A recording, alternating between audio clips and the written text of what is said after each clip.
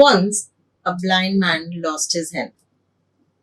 It was stolen by a deaf man, but a dumb man saw it. When the blind man was frantically searching for his hen, the dumb man wanted to give the information to him. But how? How? How? Can you answer the question? Yes, we'll all deal with it in communication and communication skills. What is important in communication? The area of communicative commonality. We are going to discuss all these things in our video today with me, Waheeda, Assistant Professor at the Institute of Aeronautical Engineering, Hyderabad, Chandigarh. So, in this video today, we are going to have a little introduction about what communication is and definition of communication, origin of communication, significance, why it is important in our lives, why on earth do we speak, and all about that. And types of communication, how many types of communication are there, and how much percentage of our communication is allocated to what type. All these things we are going to study. Then the elements of communication, their description, and how we have to make our communication effective. Then the 7 C's of communication, and in communicating, what are the barriers that arise while we are communicating. That's all. I mean, these are the things that we are going to discuss in our agenda today in the module of communication skills. What is communication? Human beings cannot live without the help of communication. It is the very basic need of any organization and any individual. Without communication, there is no life. Life cannot be imagined. Okay. Communication requires an area of communicative commonality. These means are auditory means. First, we are going to study about what auditory means are. That is speech, sound, tone of voice, song, okay, and non-verbal communication, body language, sign language, paralanguage, okay, uh, touch, eye contact, and then we have the means of media through which we communicate our ideas, pictures, graphics, sounds. Along with the graphics, we have sounds, and then we have the writing. Okay, it is one of the major changes that has been brought up by humans for themselves.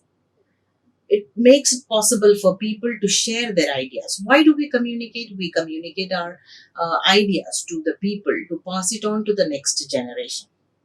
If we keep the information with us, it is going to be with us, and it will not be called as communication. Once a wise man uh, was asked which is the richest land in the world, and the wise man said it is the graveyard, because people have taken lot of knowledge with them to the graveyard, which is the richest place in the world. So communication is that much essential for us to pass on the information to the later generations. If it remains with us, it is going to die over there. That is why it is very essential. Communication is the very basic needs, as I told you before. By communicating, each person adds ideas to the pool of ideas for others to use. Like, for example, research has been done, or you have come to know the basic need or basic quality of something, and then people do research on this, and then they are keeping on adding the information to it for the future generation to know. That is why communication is very important. It means transmitting information and ideas or feelings from one person to another. Communication means that the process by which information is transmitted and it is received by the other. Exchange of information through different modes. These are some of the definitions that we will discuss in detail. As you all know, it is a two-way process. there needs to be a sender who uh, initiates the conversation or the communication, and the receiver. So it is a natural activity of all humans. It comes to us as we breathe. Speaking comes to us as breathing comes to us. Okay.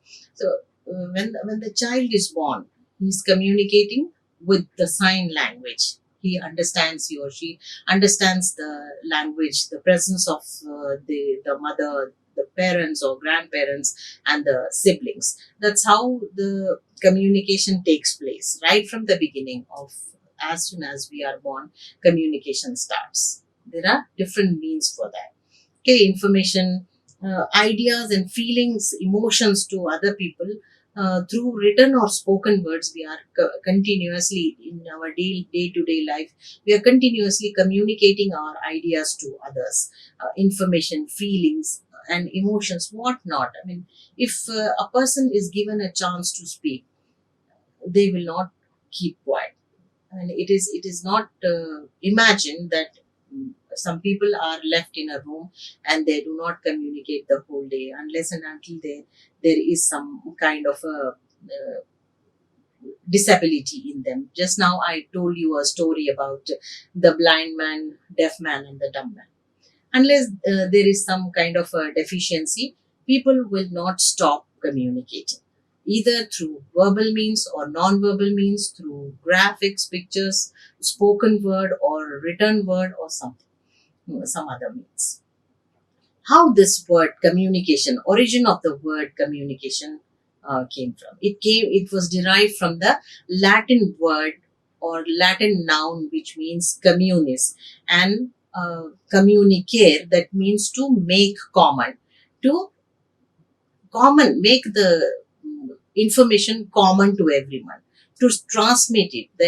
The word itself means not to keep it with ourselves, but to transmit it to other person, to impart, to impart the knowledge. That's what we are doing. Whatever we come to know, we try to impart it to others, which is the real meaning of the word communication. Why on earth do we communicate with others? Because we want to give information. It is because we are trying to make the information common. We are trying to transmit it to the other person, to impart knowledge, or to show our feelings and emotions to others. It is a vital factor in our day to day life. Human beings cannot live without the help of communication. As I told you before, it would be impossible to, not talk to anybody. It is of most value. If we learn and adapt the communication skills, we will possess the following successful traits. We will express our ideas clearly. If we have the communication is very significant. If we do not possess these qualities, if we are not able to communicate our ideas to the other person, uh, to express our ideas clearly, we will we will be left behind. Okay, we will not be able to develop our relationship with others. To develop our relationship, we need to have a conversation with them, to express our ideas, to express our feelings towards them, what we have thought about the other person, what emotions are we going through, what is the knowledge that we have grasped. All these things, it is very essential for us to communicate, to give these ideas to others. Provide feedback. Why do we need to provide feedback? When we listen to somebody, we need to reciprocate to their feeling. How much of the information that they have imparted is being grasped by us, or how much of the doubts that we have developed, or how much of thinking has happened to us. If we do not communicate effectively, it is not going to serve the purpose. That is why we need to communicate, to give feedback, welcome others' feedback. In order to welcome feedback, we need to have communication. Their respect attitudes. When we are maintaining any relationship, it is very vital in interpersonal communication. When somebody is approaching you, when you are trying to answer them back, when you are trying to communicate to them, you are giving respect to them. It is having building some kind of trust because of our ability to communicate. It doesn't mean that if you have a knowledge of many things, you become a good communicator. Fluency, or if you have the knowledge of the language, or you have abundant of vocabulary, but if you are not an effective communicator, it will not serve the purpose. These two are different things. Having good vocabulary and communicating your ideas to the others effectively, they are not the same. One needs to have an ability to communicate effectively, uh, in spite of having less vocabulary. Okay. And how can we develop? We are going to talk about this in our learn in this video, how to effectively communicate with others, how to be attentive towards the talkers. If we are a good listener, we become good communicators, because what we listen, we speak, what we read, we write. It goes hand in hand. Or sometimes what we read also we can communicate, and simultaneously if we are an avid reader, you can even uh, write your experiences, your communication. Okay. Then another way of doing is encouraging others to talk. If we are easy, or if we are effective communicators, we will even give others chance to talk. It does not mean that if you are a good communicator, you have to take the center stage all the time and you have to be communicating. Okay. There is an old saying that listen more and talk less, because we have two ears and one mouth. We can encourage others to talk. It is not that if we are good communicators, we have to speak all the time. Uh, I mean, throughout the conversation, we have to be contributing only our thoughts or our ideas. Encourage others to talk is also a very good way of communicating.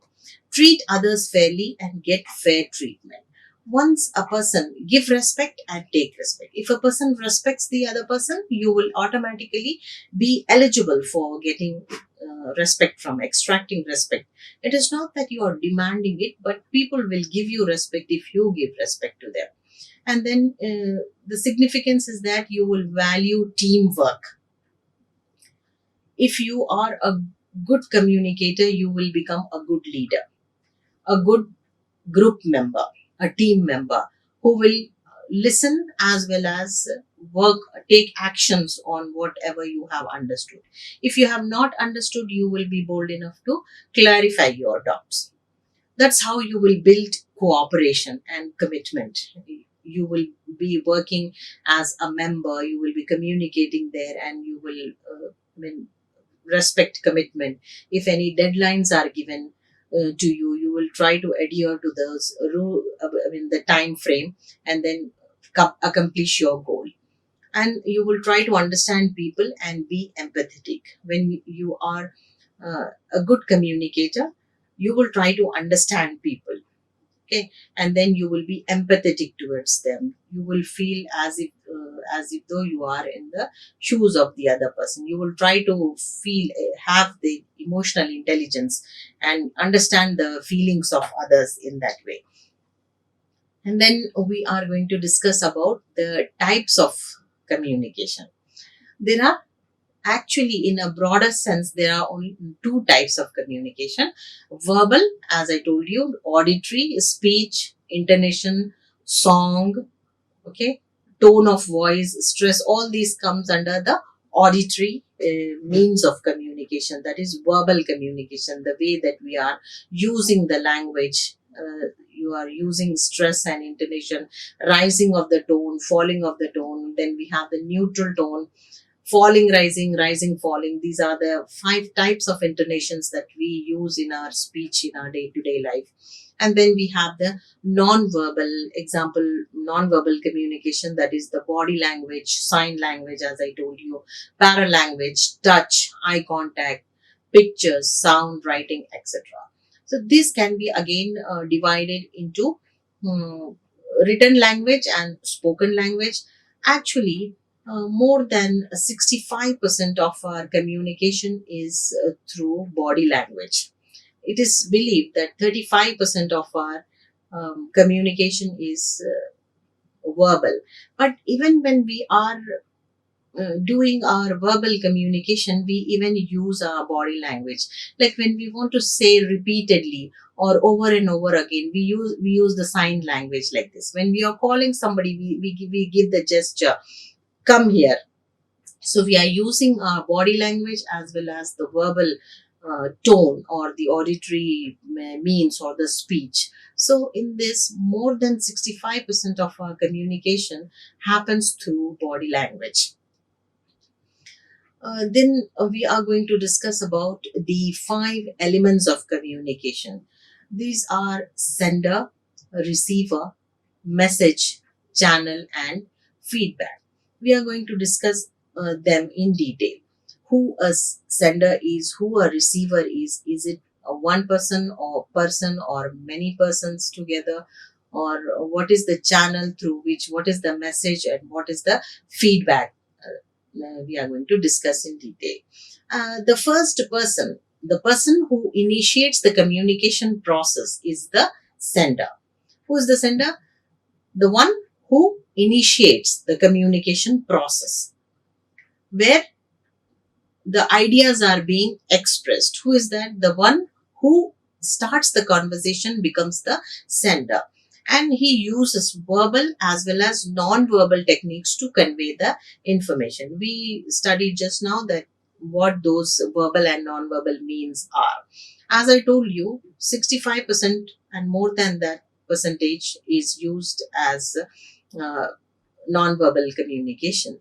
So the words or the language that we utilize, the body gestures, postures, emblems, okay, all these things that we use along with our speech uh, are the techniques that way to convey the information that we have. And the sender should know the receiver in order to convey the information accordingly.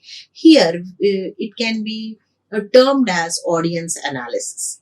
Okay, the receiver should be in a position to understand what the sender is trying to tell.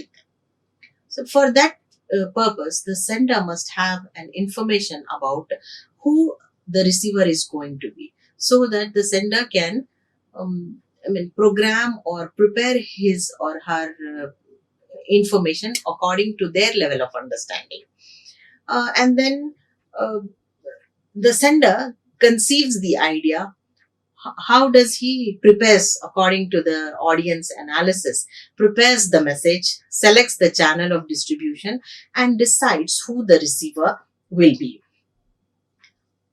What does the sender do? He plans the information, what is he or she that they want to communicate to the audience. After analyzing who it is that they are going to communicate to, basically we are here focusing on the presentations, or giving and taking lectures, or mostly we are talking about the formal way of sending information to others. The best way to send a message is to use good understandable language along with correct grammar and concept that is easy to follow and understand. This is the responsibility of the sender, to speak fluently, slowly, so that his or her audience understand him properly. You use understandable knowledge. Pronunciation should be standard, and the speaker should not be, neither should be so fast that the people miss out on what is he trying to say, neither too slow that they get bored and stop listening to that they get distracted from what is the information all about. He or she should maintain proper speed, so that the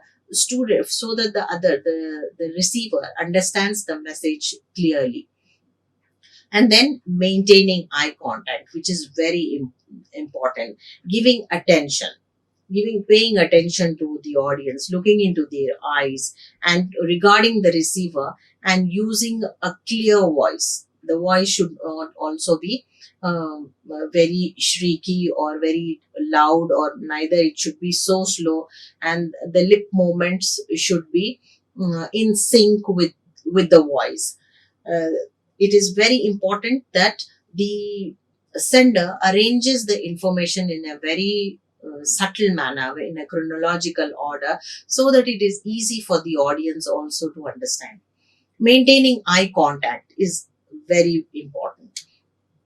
Legitimate writing are some points which one should follow for proper initiation of communication, like giving proper PPTs and other things, other information, or any flip charts or something, so that the receivers understand it. And the second one is the receiver, the person towards whom the message is directed is the receiver, the audience. It can be the audience can be a one person or many person. They might be present on that place, or they might be absent, and they might not have the intended idea of the sender to give the message, but it can be received later. The receiver is the person towards whom the message is directed. Actually, the message is for the receiver. Uh, in the case of a classroom, the teacher is the sender and the students are the receivers. In the case of a video that you are watching right now, the sender is me, and the you all are watching are the receivers. The sender initiates, as I told you, and the receiver receives. The receiver can communicate verbally or non verbally. He or she is called a decoder or an audience, as I told you, the one who decodes the message, which is encoded by the sender. There are some requirements or the prerequisites for an effective receiver to get the complete information. The best way to receive a message is to listen carefully, sit up straight, and make eye contact. Trying to do so, when there is an eye contact, there is a type of trust that is built in between the sender and the receiver. Okay, people try to connect when you are looking into their eyes. You try to connect with your audience. Okay, whatever you are trying to tell is understood by the receiver in such a way that you are being trusted by, and when one trusts the other person, uh, they'll be they'll be trying to connect with each other, and that will last for a longer time. That relationship will build, and it will be there. It will that relationship, that bond will become stronger and stronger as time passes by. And it is important that the receiver should not get distracted or try to do something else when the message is being uh, received. Here, it is the responsibility of the receiver that they should, first of all, they should listen, sit up straight, have an eye contact, and listen carefully. Try to understand the information. Here, the person should have open mind. The person should be open minded in trying to when the receiver is listening to the message, he should have that level of understanding and that openness to grasp the information like a sponge. He should not close his mind because of the kind of barriers that people have, that close mindedness, like why should I listen to that person? That person is less educated than me, or mm, less experienced than me, younger to me in age. Why I must listen to him? All these kinds of things will stop a person to listen to the sender. So one as a receiver should sit there to listen with an open mind. That is very important. And nodding and smiling are some of the ways which show that the receiver understands the message. When you are smiling at the sender, it means that you are interested, you are giving a signal to the sender that you are understanding his message, or you agree with the points that the sender is telling you, giving you information with. Then comes the message. It is very important. Even if you have a sender, if you have a receiver, if there is no message, there won't be any type of communication in between these two people. It is very important segment of communication. Without the message, there is no communication. The content or thought, idea, emotion that the sender wants to convey is the message.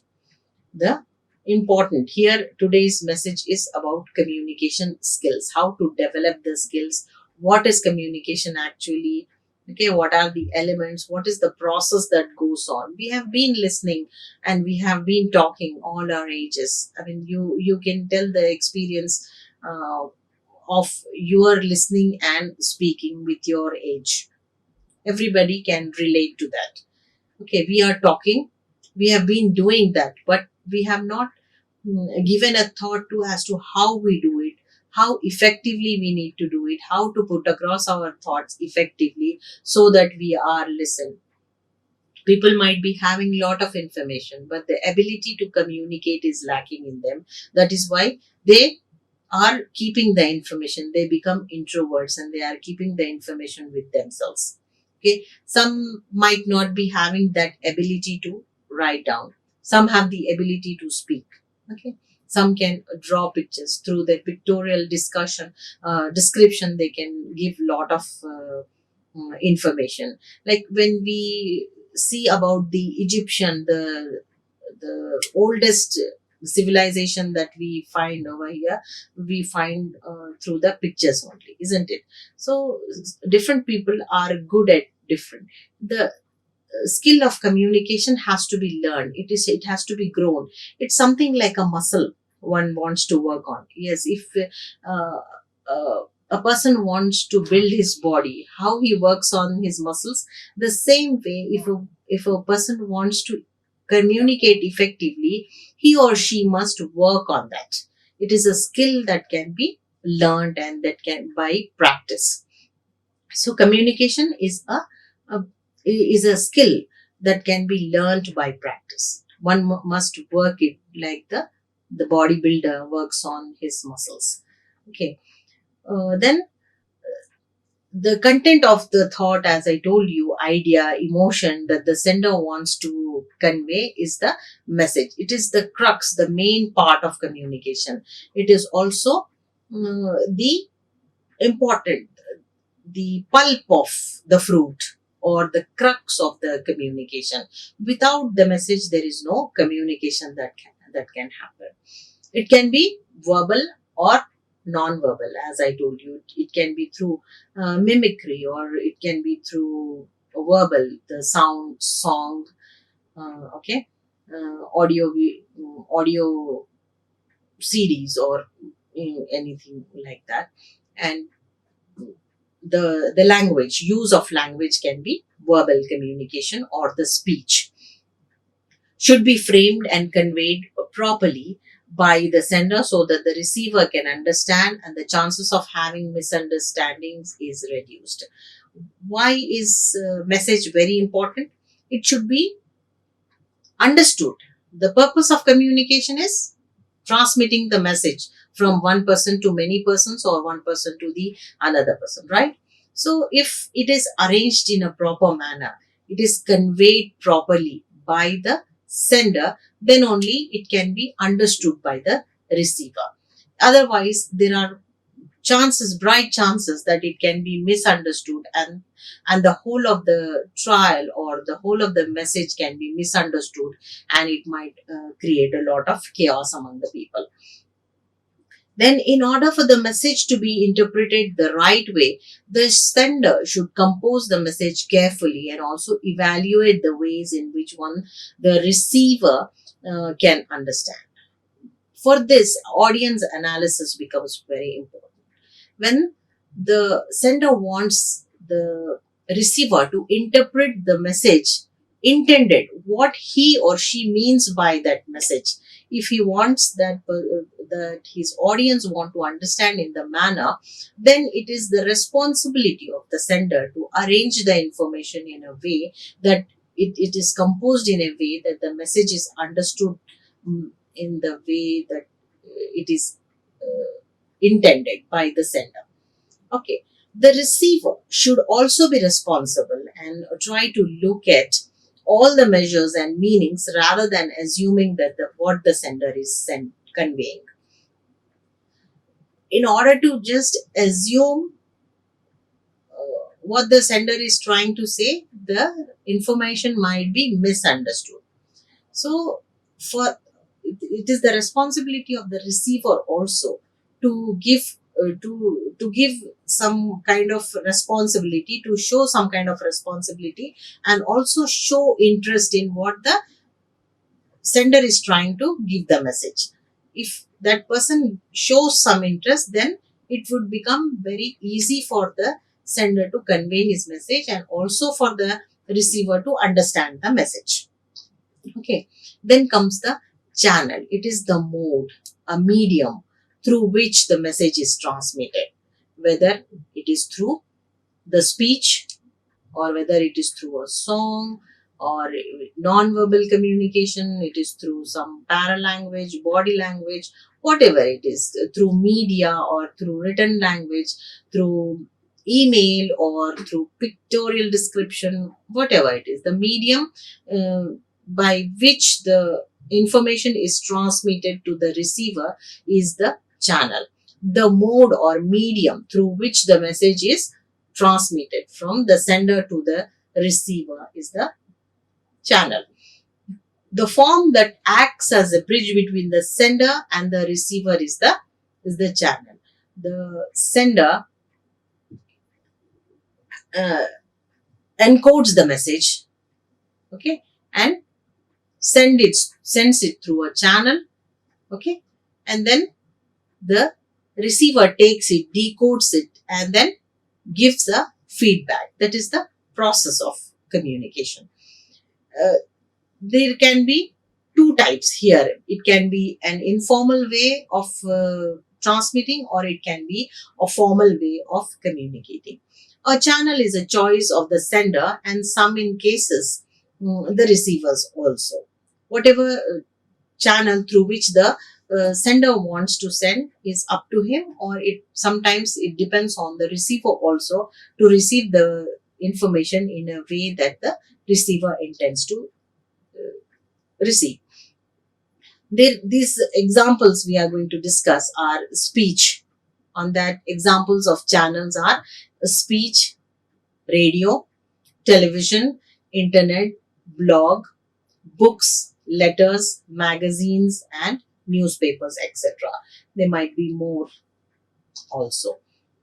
Then the last of the process of elements of communication is the feedback.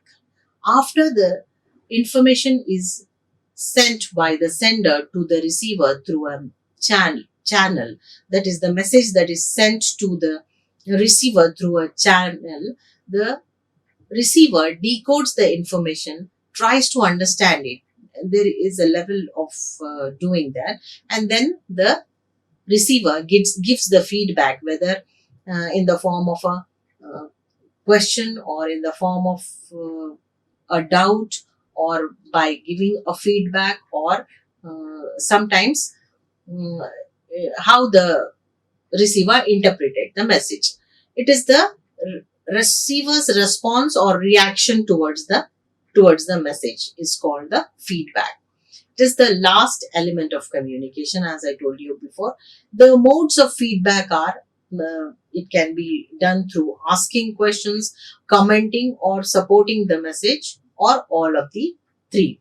Like if there is any doubt you want to clear, you will ask a question. That is, by giving feedback, you will ask question in that process, or you will comment on whether you like the idea, you dislike the idea, or you are suggesting something to them, or if you are happy with whatever the information that you have received, you are supporting it, or you agree with that information, then you will support the message. Or sometimes you will do all the three. You will ask questions to your sender, the one who is giving you information, as to when fulfill your knowledge, fulfill your commitments. Or you will also ask if you have any doubts, and then if your doubt is cleared, you will comment on certain things, and if uh, you agree with what they are saying, you will support the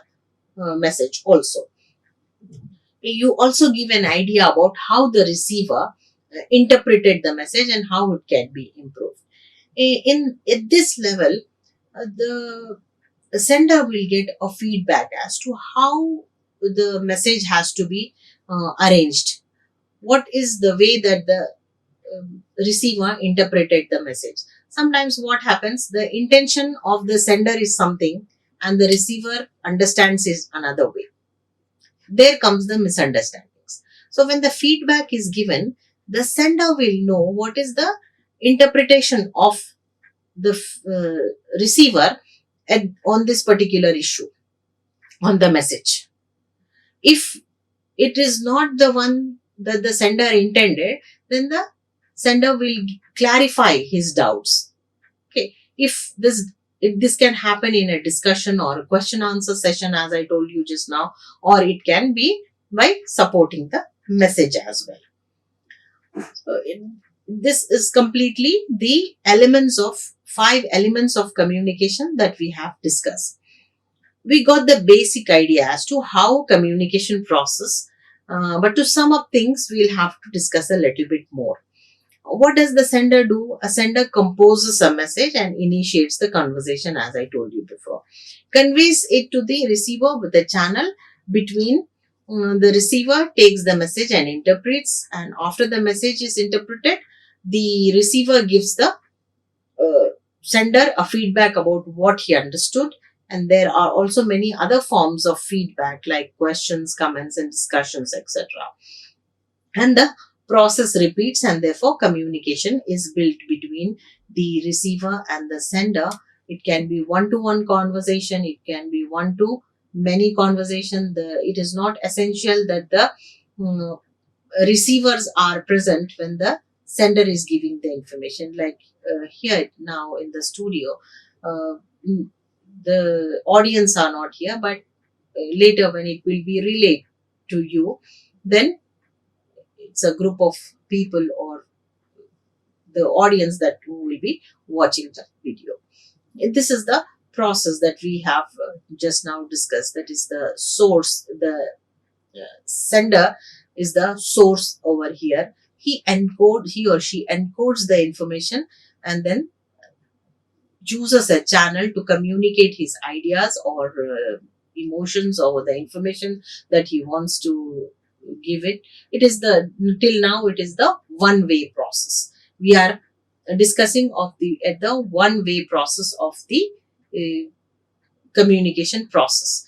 That is sender initiating the conversation, encoding, and doing it through the channel. Then the receiver receives it, decodes the information, and gives it in the form of a feedback. Here, in between the channel, between the encoding and the decoding, in the middle, the process comes the barriers. They might arise some kind of barriers in which the information intended by the sender might not be received in the same way till the receiver because of certain blockages or certain kind of barriers or hurdles that might hinder the effective process of communication at this area. We are going to discuss that about in the barriers of communication section. Like, share, and subscribe. Hit the bell icon for more updates.